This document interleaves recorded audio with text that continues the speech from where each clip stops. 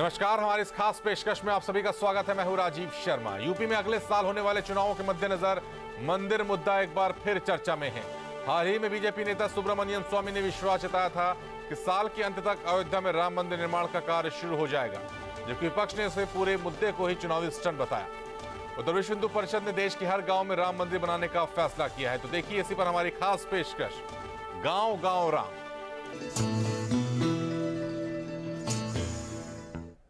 तो विश्व हिंदू परिषद यानी वीएचपी ने देश के हर गांव में राम मंदिर बनाने का फैसला किया है। प्लान के मुताबिक वीएचपी पूरे देश में श्री राम महोत्सव बनाने में जुटी हुई है। महोत्सव 8 अप्रैल से शुरू होकर 19 अप्रैल तक चलेगा। पेश है खास रिपोर्ट। अयोध्या में जो राम मंदिर बनाने का सपना विश्व हिंदू परिषद ने देखा, उसके लिए आंदोलन किया 1992 से लेकर लगातार सक्रिय है, उससे पहले से भी सक्रिय है।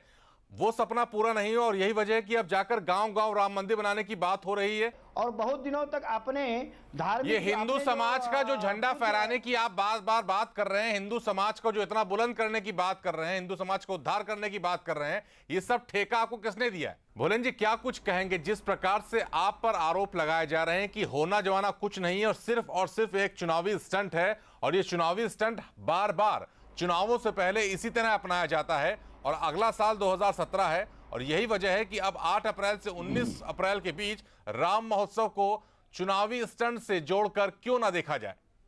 भगवान राम सिर्फ आपके ही आराध्य नहीं है। क्या साबित करना चाहते हैं बार बार इस तरह की बयानबाजी के जरिए? यूपी और उत्तराखंड की लापरवाही के कारण केंद्र की महत्वाकांक्षी स्वच्छ गंगा परियोजना को एक बार फिर से झटका लगा है। राष्ट्रीय हरित अधिकरण यानी एनजीटी के केंद्र को निर्देशित किया है कि बिना उनकी अनुमति के गौमुख से लेकर कानपुर तक गंगा की सफाई अभियान के लिए नमामि गंगे प्रोजेक्ट के तहत धनराशि अवमुक्त न की जाए। जिन स्थानों पर गंगा प्रदूषित हो रही है, उन स्थानों को चिन्हित करने में यूपी और उत्तराखंड दोनों ही नाकाम रहे और संतोषजनक जवाब कोई भी नहीं दे पाया। तो आखिर कैसे होगा गंगा का उद्धार? कैसे निर्मल होगी हमारी और आपकी गंगा?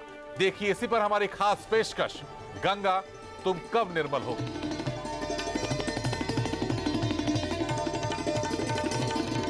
ये बात तो वाजिब है कि जिम्मेदारी बनती है और इस प्रकार का कोई दखलंदाजी केंद्र सरकार की ओर से नहीं करती, लेकिन जो आप उदाहरण दे रहे हैं, जो आप एग्जाम्पल दे रहे हैं, ये फिर वही होगा कि जब गंगा कार्य योजना, याद होगा आपको भी, Ganga action plan 1, Ganga action plan 2, वहां भी इसी प्रकार की दिक्कतें आई थी कि राज्य सरकार ने सहयोग नहीं किया। 1825 करोड़ रुपए डूब गया साहब।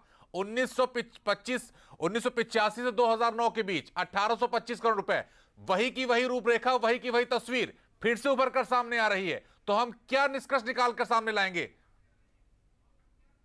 त्रिपाठी साहब ने जो सुझाव और जो उपाय बताए जा रहे हैं और जो गंभीरता के संदेश दिए जा रहे हैं, वो गंभीरता जरूर दिखाई दे, और जिनके ऊपर ये जिम्मेदारी है इस काम को करने के लिए और उस गंगा को निर्मल करने के लिए, वो निर्मल गंगा आने वाले दिनों में हो जाए, अगर सब के सब इस मामले को लेकर, इस प्रोजेक्ट को लेकर गंभीरता दिखाएं। फिलहाल जानकारी देने के लिए और साथ में जुड़ने के लिए सभी खास मेहमानों का शुक्रिया अदा करना चाहेंगे।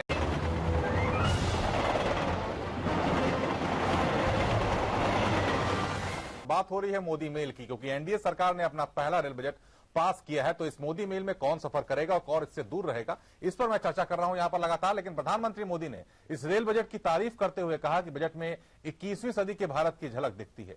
टुकड़ों में नहीं, बल्कि देश को एकजुट कर बना है ये रेल बजट। रेल राज्य मंत्री मनोज सिन्हा को भी नहीं मालूम है और न ही सदानंद गौड़ा जी को भी मालूम है कि आखिर कब पटरी पर दौड़ेगी बुलेट ट्रेन।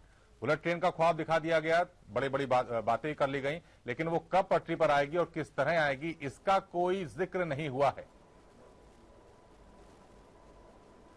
मनोज जी, सबसे पहले सपना आकार लेता है तब हकीकत में उतरती है जी। भारतीय जनता पार्टी ने चुनाव के दौरान ये नरेंद्र मोदी जी ने वादा किया था कि इस देश को बुलेट ट्रेन देंगे। सपनों की बात होगी तो चुनाव से पहले भी कई सपने बेचे गए थे। क्या आपको लगता है कि जब चुनाव के बाद सत्ता आपको सौंपी गई है, क्या वो आप सपने पूरा करने के लिए जनता की उम्मीदों पर खरे उतर रहे हैं? अमरनाथ जी, प्रधानमंत्री नरेंद्र मोदी को भी आपने सुना और उनकी नजर से ये 21वीं सदी का रेल बजट है, क्या कुछ कहेंगे? और हमारे साथ गोरखपुर से रेलवे के पूर्व अधिकारी रणविजय सिंह भी मौजूद हैं। रणविजय जी, जिस तरह से इस रेल बजट के बाद तमाम तरह के आरोप भी लग रहे हैं और तमाम तरह के पक्ष जो बीजेपी है और जो एनडीए सरकार है, उनके नेताओं का कहना है कि भाई ये 21वीं सदी का रेल बजट है और हमने जो सपने दिखाए हैं वो जल्द ही पूरा करेंगे, थोड़ा सा धैर्य रखिए, क्योंकि जो पिछली सरकार है उसने काफी इसका नुकसान किया है। आप किस तरह से देखते हैं इस रेल बजट को? क्या वाकई में 21वीं सदी का ये रेल बजट आपको दिखता है? और क्या वाकई में इतने घाटे में जा रही है रेल, उसके बाद भी इतने बड़े बड़े सपने दिखाए जा रहे हैं? कितना पूरा हो पाएंगे ये सपने? हमारे साथ खास मेहमान लगातार जुड़े हुए, फौरन लौट रहे हैं।